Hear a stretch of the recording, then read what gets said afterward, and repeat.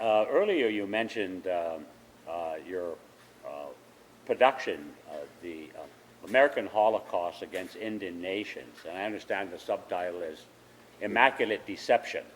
I really like that because that's what it's been. It's been an immaculate deception when you look at the role that the church, along with the U.S. government and the military, played in winning the West.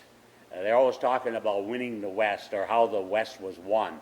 And of course, in looking at your pilot for your series, the California story, which I think is a 30-minute program. 40.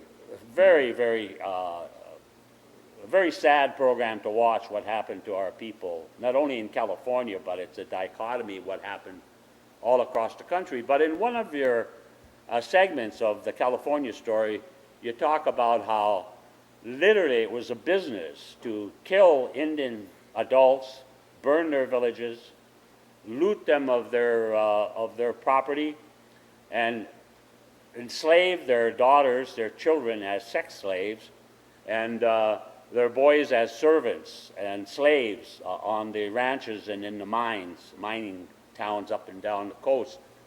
Yet, a recent release by Steven Spielberg and DreamWorks, I believe they almost plagiarized your story, particularly in that area, but they make light of it, where some Indian woman is being sold into slavery, and the Indian actor, whoever he is, says, well, you wouldn't know what to do with her. Well, obviously, they did know what to do with our women that were sold as sex slaves. So I was wondering if you could kind of reflect on how Hollywood has continually, and up to the present, continued to whitewash this American Holocaust, and how difficult it is for people like you, screenwriters like yourself, to tell your story. Well, I think that's going to go on as long as we don't have our own station, as long as we don't have our writers, our own young trained people to be in the multimedia industry of Hollywood. It is our vision to have an all-Indian multimedia studio with the assistance of the networks. The networks now see that it's a screaming issue that there is no voice in America for Indian people. We have no voice. If you turn on the TV today, you see Asian television, you see Hispanic television, you see black network television, and you even see Arab and Iranian television on our American networks. But isn't it strange that you cannot see any Indian voice in this country? That's an interesting situation that America seems to overlook, not want to deal with, and that's why we have to have our own writers, our own stories told, and I think this is going to happen. This is coming, and I think we have a wealth of knowledge and history for the world.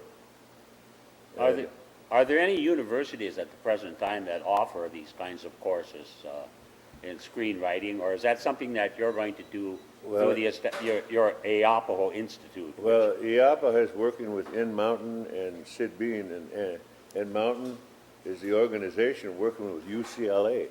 This is the first summer that UCLA will be training young people into multimedia, working with Fox Studios. And that's going to be done next month. I'll be there to orientate a lot of the young people coming in to so helpfully bring their attention to this issue that they should seek their position in the industry. We are actually holding a writing incubator too for writers. So we're bringing some of the best talent to UCLA next month. And I think this is going to be the beginning of what we need for a voice in America, to tell our own stories, and to let the world know that we still are in bondage by a place called America, an organization called America, a gang called America. Everything started as a gang. Organized crime. of organized crime. This reminds me of where this senator was talking to this Indian. He says, I don't think we should allow Indians to have casinos. Organized crime might come in there and take over. And the Indian says, well, we thought you were organized crime, because that puts it in a proper perspective. So I think we have a place in time, because we've been muted and transparent, termed as the vanishing American.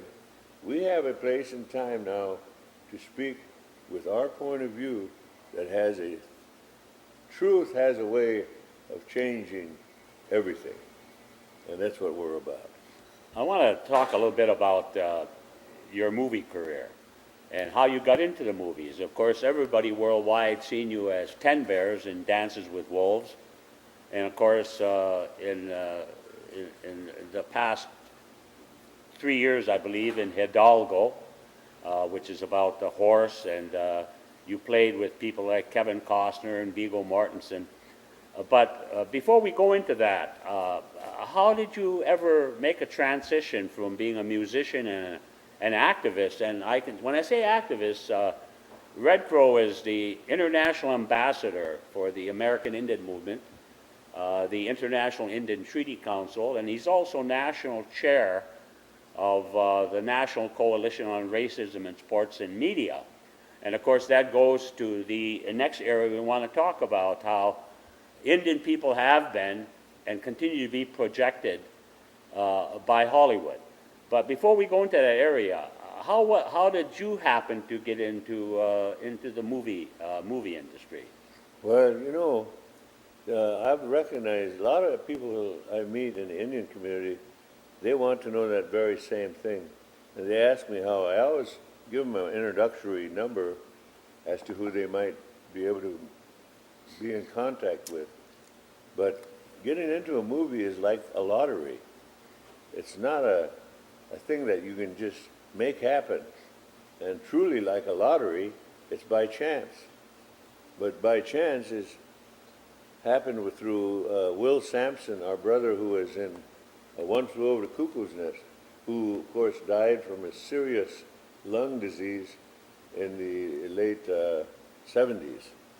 Will Sampson, at this point, I used to visit him many times. We appeared at a lot of universities and spoke about our careers, as me as a musician and him as an actor. And he was seriously ill at one point, and I went to visit him, and he was in his bed, and I could see that he was dying. And he said in one line, he said, I wonder if you could go read for me. I have a TV show that I have to go to, but I can't make it. I could call the director and arrange for an appointment with him. I know you could do a good job. I thought it was unusual, a man who is dying, to make that effort to get me a job in the movie industry. Well, it happened that 2 days later I was flying to Vancouver, and the show was MacGyver. And I got a big part, a speaking part, principal role in the show. And I think that's set it up. One movie gets you two gets you four. And next thing you know, old Jed's a millionaire. But, it is by chance. But the movie industry has a way of giving you a name that I never imagined before, because the movie industry, the image on television, is such a powerful thing. That's why it becomes such a governing thing in America. America is so idol-worshipped, it doesn't know what it's doing. It's almost like a child in front of these actors, stars who become bigger than humans. And they actually have an existence that no one else can take away.